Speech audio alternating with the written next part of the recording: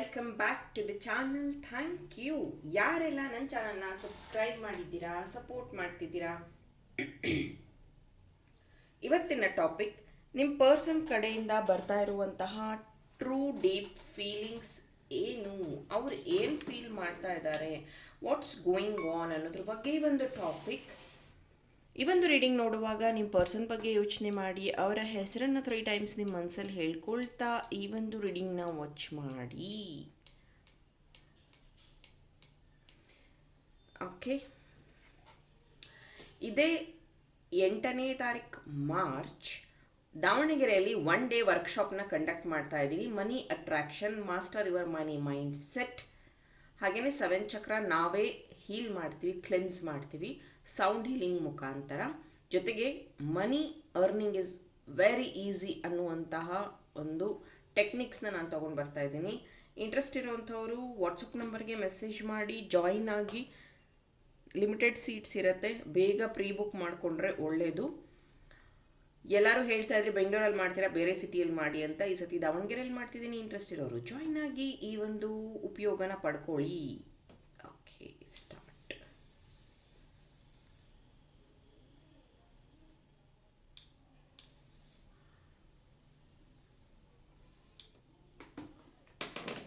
Thank you.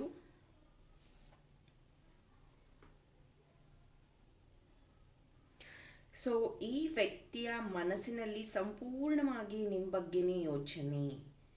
ಈ ಯೋಚನೆ ಯಾವ ಮಟ್ಟಕ್ಕೆ ಹೋಗಿದೆ ಅಂತಂದರೆ, ನೀವಿಲ್ಲ ಅಂದರೆ ಅವ್ರು ಬದುಕೋದೇ ಇಲ್ವೇನೋ ಅನ್ನೋವಷ್ಟು ಅವರು ಯೋಚನೆ ಮಾಡ್ತಿದ್ದಾರೆ. ತುಂಬ deep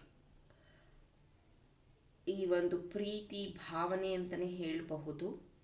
and I don't know ಯಾಕಿಲ್ಲಿ ಇದು ಚಾನಲ್ ಆಗ್ತಾ ಇದೆ. ಇದು ಹೀಲಿಂಗ್ ಅಂತ ತುಂಬ ಅನ್ನಿಸ್ತಾ ಇದೆ. ಮೇ ಬಿ ನೀವು ಈ ಪ್ರೀತಿಯಲ್ಲಿ ಹೀಲ್ ಆಗ್ತಿರ್ಬೋದು, ಯಾಕಂದರೆ ಇದು ನೋ ಕಾಂಟ್ಯಾಕ್ಟ್ ಸಿಚುವೇಶನ್ ಸಹ ಇರಬಹುದು. ಅಥವಾ ನೀವು ಮಾತಾಡ್ಸೋದಕ್ಕೆ ಟ್ರೈ ಮಾಡ್ತಾ ಇಲ್ಲ, ಮೇ ಬಿ ಆ ವ್ಯಕ್ತಿ ವೆಯ್ಟ್ ಮಾಡ್ತಾ ಇದ್ದಾರೆ. ಯಾಕಂದರೆ ಮುಂಚೆ ಎಲ್ಲ ನೀವು ಅವ್ರನ್ನ ರಿಕ್ವೆಸ್ಟ್ ಮಾಡ್ಕೊಂಡು ಹೋಗ್ತಾ ಇದ್ರಿ, ಅವ್ರಿಗೆ ಕಾಲು ಬೀಳ್ತಾ ಇದ್ರಿ, ಅವ್ರಿಗೆ ಸಾರಿ ಕೇಳ್ತಾ ಇದ್ರಿ. ಆದರೆ ಈ ಸತಿ ಯಾಕೆ ಏನೂ ಆಗ್ತಾ ಇಲ್ಲ ಅನ್ನುವಂಥ ಗೊಂದಲದಲ್ಲಿ ಅವರಿದ್ದಾರೆ. ಮೇ ಬಿ ನೀವು ನಿಮ್ಮನ್ನು ತುಂಬ ಮೆಚ್ಯೂರ್ ಮಾಡ್ಕೊಂಡಿದ್ದೀರಾ ಅಂತ ಹೇಳಬಹುದು. ತುಂಬ ಹೆಚ್ಚು ನಿಮ್ಮನ್ನು ನೀವು ಕೆಲಸದ ಕಡೆಗೆ ಅಥವಾ ನಿಮ್ಮ ಬಿಸ್ನೆಸ್ ಕಡೆಗೆ ನಿಮ್ಮ ಗಮನನ ಕೊಡ್ತಾ ಇದ್ದೀರಾ ಅಂತ ಅನಿಸುತ್ತೆ.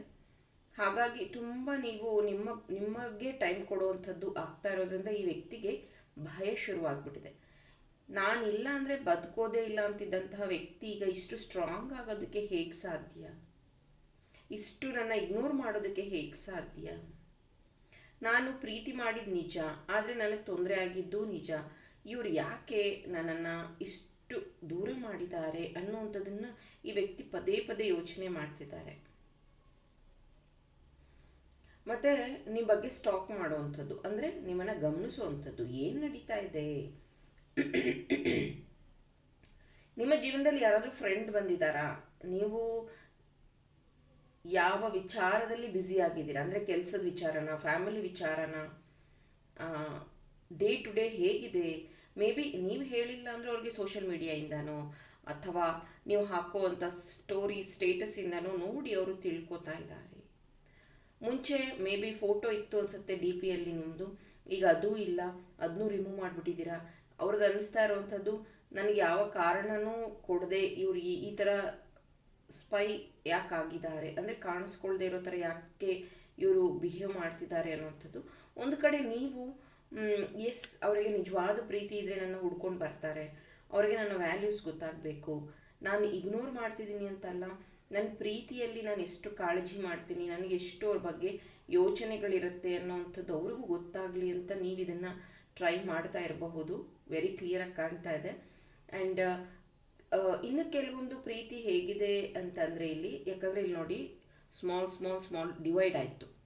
ಇನ್ನು ಕೆಲವೊಂದು ಪ್ರೀತಿ ಇಲ್ಲಿ ಹೇಗಿದೆ ಅಂತಂದರೆ, ಮೇ ಬಿ ನೀವಿಬ್ಬರು ಸಪರೇಷನ್ ಅನುಭವಿಸ್ತಾ ಇರಬಹುದು, ದೂರ ಆಗಿರಬಹುದು. ಅದಕ್ಕೆ ಅವರು ಯೋಚನೆ ಮಾಡ್ತಿರುವಂಥದ್ದು ನಿಮ್ಮಲ್ಲಿರುವಂಥ ಚೈಲ್ಡಿಶ್ ನೇಚರ್, ನಿಮ್ಮಲ್ಲಿರುವಂತಹ ಒಂದು ಮುಗ್ಧ ಇದು ಅಂತನೋ ಅಥವಾ ಅರ್ಥ ಮಾಡ್ಕೊಳಕ್ಕಾಗ್ದಲೇ ಜಗಳ ಮಾಡ್ತೀರಾ ಅಂತನೋ ಅಥವಾ ತುಂಬ ಕ್ವಶನ್ ಕೇಳ್ತೀರಾ ಅಂತನೋ, ನಿನ್ನಲ್ಲಿರುವಂಥ ಈ ಒಂದು ಚೈಲ್ಡಿಶ್ ನೇಚರು ಅಥವಾ ವಾದ ಮಾಡೋ ನೇಚರಿಂದಾನೇ ನಾನು ಇದನ್ನು ದೂರ ಮಾಡಿಕೊಂಡೆ ಅಥವಾ ಈ ಪ್ರೀತಿಯಿಂದ ದೂರ ಬಂದ್ಬಿಟ್ಟೆ ಅನ್ನೋವಂಥದ್ದು ಅವರು ಹೇಳ್ತಾ ಇರುವಂಥದ್ದು, ಯೋಚನೆ ಮಾಡ್ತಿರೋವಂಥದ್ದು ನೀವೇ ಕಾರಣ. ಈ ಒಂದು ಪ್ರೀತಿ ಈ ಥರ ಆಗೋದಕ್ಕೆ ನೀವೇ ಕಾರಣ. ಯಾಕಂದರೆ ನಿಮಗೂ ಗೊತ್ತಿದೆ, ಎಷ್ಟೋ ಸತಿ ನೀವು ಸಮಯ ಕೇಳಿದಾಗ ಅವ್ರು ಸಮಯ ಕೊಡ್ತಾ ಇರಲಿಲ್ಲ. ಈಗ ಅವರು ಸಮಯ ಜಾಸ್ತಿ ಇದೆ ಅವ್ರ ಹತ್ರ ಯಾರ ಹತ್ರನೂ ಸ್ಪೆಂಡ್ ಮಾಡೋಕ್ಕೆ ಸಮಯ ಫ್ರೆಂಡ್ ಕೊಡ್ತಾ ಇಲ್ಲ. ಅವರು ತುಂಬ ಲೋನ್ ಫೀಲ್ ಮಾಡ್ತಾ ಇರೋವಂಥದ್ದು ತುಂಬ ಎದ್ದು ಕಾಣ್ತಿದೆ. ಇಲ್ಲಿ ತುಂಬ ಮಿಸ್ಸಿಂಗ್ ಎನರ್ಜೀಸ್ ಕಾಣ್ತಾ ಇದೆ.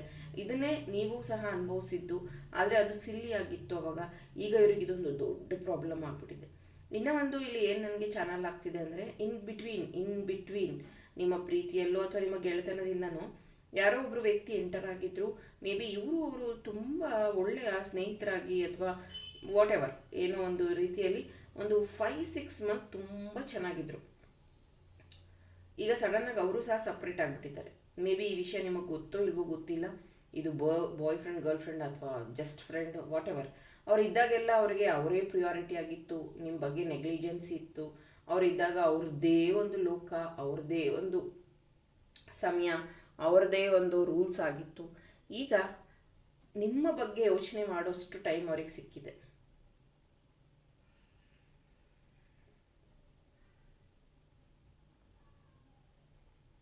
ಆಮೇಲೆ ಎಷ್ಟು ಸತಿ ನೀವು ಅನ್ಕೋತಾ ಇರೋದು, ನನ್ನ ಹಣೆ ಬರ ಇದ್ದಂಗೆ ಆಗತ್ತೆ, ನನ್ನ ಹಣೆ ಬರದಲ್ಲಿ ಏನಿದೆಯೋ ಅದಾಗಲಿ, ನಾನು ಏನು ತಡೆಯೋದಕ್ಕೆ ಹೋಗೋದಿಲ್ಲ, ನನ್ನ ಹಣೆ ಬರದಲ್ಲಿ ಈ ಒಂದು ಪ್ರೀತಿ ಬರೆದಿದ್ರೆ ಸಿಕ್ಕತ್ತೆ, ಈ ಥರ ಯೋಚನೆ ಮಾಡ್ತಿದ್ದಂಥವ್ರು ನೀವು ಈಗ ಯಾಕೋ ಒಂದು ಕಡೆ ಮ್ಯಾನಿಫೆಸ್ಟೇಷನ್ ಮಾಡೋಣ, ಆ ಒಂದು ವ್ಯಕ್ತಿನ ನಾನು ಅಟ್ರ್ಯಾಕ್ಟ್ ಮಾಡೋಣ, ಆ ವ್ಯಕ್ತಿಗೆ ಒಬ್ಸೆಸ್ ಆಗಬೇಕು, ಅಂದರೆ ನನ್ನ ಪ್ರೀತಿ ಬೇಕು ಅನ್ನೋಷ್ಟು ಒಬ್ಸೆಷನ್ ಬರಬೇಕು, ಆ ರೀತಿ ಮಾಡಬೇಕು ಅನ್ನೋದು ಯಾಕೋ ಒಂಥರ ಮ್ಯಾನಿಫೆಸ್ಟೇಷನ್ ಟೆಕ್ನಿಕ್ಸ್ ಆಗಿರಬಹುದು, ಅಥವಾ ಈ ಜಿಬು ಕಾಯಿನ್ ಯೂಸ್ ಮಾಡೋದಾಗಿರಬಹುದು, ಲವ್ ಬ್ರಾಸ್ಲೆಟ್ ಯೂಸ್ ಮಾಡೋದಾಗಿರಬಹುದು, ಮಾಡ್ತಾ ಇರಬಹುದು ನೀವು.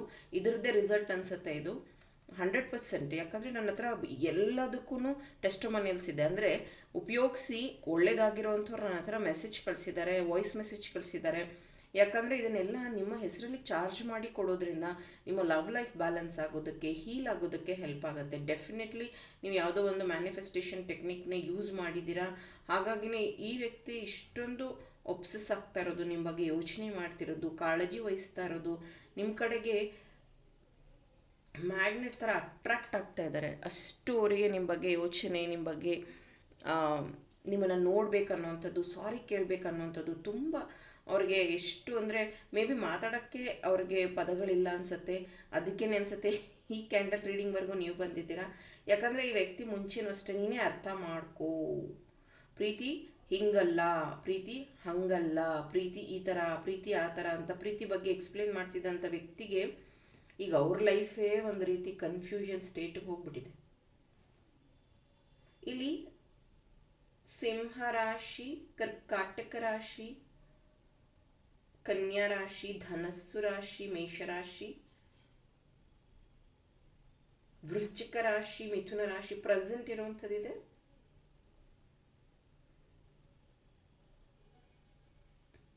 ಆ್ಯಂಡ್ ಇವಾಗ ಫೆಬ್ರವರಿ 20ರಿಂದ ಮಾರ್ಚ್ 3 ತನಕ ಕಾಳಾಷ್ಟಮಿ ಇರುತ್ತೆ. ಕಾಳಾಷ್ಟಕ್ ಅಂತ ಅಂತೀವಿ, ಅಷ್ಟಮಿ ಅಲ್ಲ, ಕಾಳಾಷ್ಟಕ್ ಅಂತ ಅಂತೀವಿ.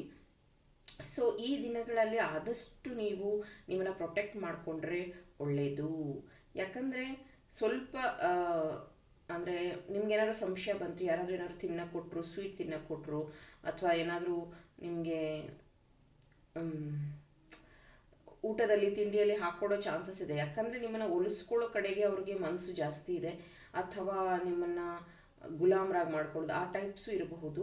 ಇದು ನಾನು ನಿಮಗೆ ಎಚ್ಚರ ವಹಿಸ್ತಾ ಇದ್ದೀನಿ. ನಿಮ್ಮ ಪ್ರೀತಿ ಕಡೆಯಿಂದನೇ ಆಗತ್ತೆ ಅಥವಾ ನೀವು ಪ್ರೀತಿಸಿದವರೇ ಮಾಡ್ತಾರೆ ಅಂತನೂ ಅಲ್ಲ. ಮೇ ಬಿ ಒಳ್ಳೆ ಮತ್ತು ಕೆಟ್ಟ ಉದ್ದೇಶ ಎರಡೂ ಇರಬಹುದು, ಗೊತ್ತಿಲ್ಲ. ಯಾಕಂದರೆ ಒಬ್ಬೊಬ್ಬರು ರಿವೆಂಜ್ ತಗೋಬೇಕು ಅನ್ನೋಂಥ ಉದ್ದೇಶದಿಂದನೂ ವಾಪಸ್ ಬರ್ತಾರೆ ಲೈಫಲ್ಲಿ. ಅದಕ್ಕಾಗಿ ಬಿ ಕೇರ್ಫುಲ್. ಈ ಸಮಯದಲ್ಲಿ ಕ್ಯಾಂಡಲ್ ಮ್ಯಾಜಿಕ್ಸ್ ಸ್ಪೆಲ್ಸ್ ನಡೆಯುವಂಥದ್ದು ಅಥವಾ ಮ್ಯಾಜಿಕ್ಸ್ ಅಂದರೆ ಬ್ಲ್ಯಾಕ್ ಮ್ಯಾಜಿಕ್ ನಡೆಯುವಂಥದ್ದು ತುಂಬ ಹೈ ಪವರ್ಫುಲ್ ಆಗಿರುತ್ತೆ ಈ ಸಮಯದಲ್ಲಿನೇ. ಸೊ ಬಿ ಕೇರ್ಫುಲ್ ಅಂತ ಅಂತೀನಿ. ನೀವು ನಿಮ್ಮ ಪರ್ಸನ್ಗೆ ಯಾವುದಾದ್ರೂ ಈ ಥರದ ಪ್ರೊಟೆಕ್ಷನ್ ಅಥವಾ ಅವ್ರಿಗೇನಾದರೂ ಒಳ್ಳೇದಾಗಬೇಕು ಅಂತ ನೀವೇನಾದರೂ ಕೊಡಬೇಕು ಅಂತಿದ್ರೆ ನನ್ನ ಹತ್ರ ಪ್ರೊಟೆಕ್ಷನ್ ಬ್ರಾಸ್ಲೆಟ್ ಮತ್ತು ಪೆಂಡೆಂಟ್ ಇದೆ, ನೀವು ಅದನ್ನು ಪರ್ಚೇಸ್ ಮಾಡಬಹುದು. ಇಲ್ಲ ಅಂತಂದರೆ ಸಾಲ್ಟ್ ಬಾತ್, ನೀವು ಡೈಲಿ ಒಂದು ಸ್ವಲ್ಪ ಸಾಲ್ಟನ್ನು ಹಾಕಿ ಸ್ನಾನವನ್ನು ಮಾಡಿ, ಇದರಿಂದ ನಿಮ್ಗೆ ಯಾವುದೇ ನೆಗೆಟಿವ್ ಇದ್ದರೂ ದೂರ ಆಗುತ್ತೆ. ಮ್ಯಾಜಿಕ್ ಸಾಲ್ಟ್ ಇದೆ ನನ್ನ ಹತ್ರ, ಬೇಕಾದರೆ ಪರ್ಚೇಸ್ ಮಾಡ್ಕೊಳ್ಳಿ. ಇಲ್ಲಾಂದರೆ ನಿಮ್ಮ ಮನೇಲಿರುವಂತಹ ಸಾಲ್ಟ್, ಕಲ್ಲುಪ್ಪನ್ನೇ ಹಾಕಿ ಸ್ನಾನ ಮಾಡ್ಕೊಳ್ಳಿ. ನಿಮ್ಮ ಔರಾನ ಪ್ರೊಟೆಕ್ಟಿವ್ ಆಗಿ ಇಟ್ಕೊಳ್ಳಿ. ನಿಮ್ಮ ಪ್ರೀತಿಸ್ತಾ ಇರೋರ್ಗು ಈ ಒಂದು ಮೆಸೇಜನ್ನು ತಲುಪಿಸಿ. ಇದು ನಿಮ್ಮ ಲವ್ ರೀಡಿಂಗ್ ಆಗಿತ್ತು. ಇನ್ನೂ ನನ್ನ ಚಾನಲ್ನ ಸಬ್ಸ್ಕ್ರೈಬ್ ಮಾಡಿಲ್ಲ ಅಂದರೆ ಬೇಗ ಸಬ್ಸ್ಕ್ರೈಬ್ ಮಾಡಿ. ಮುಂದಿನ ದಿನಗಳಲ್ಲಿ ಇದಕ್ಕಿಂತ ಇಂಟ್ರೆಸ್ಟಿಂಗ್ ಟಾಪಿಕ್ ಜೊತೆ ನಾನು ನಿಮ್ಮ ಜೊತೆ ಜಾಯಿನ್ ಆಗ್ತೀನಿ. ಬಾಯ್.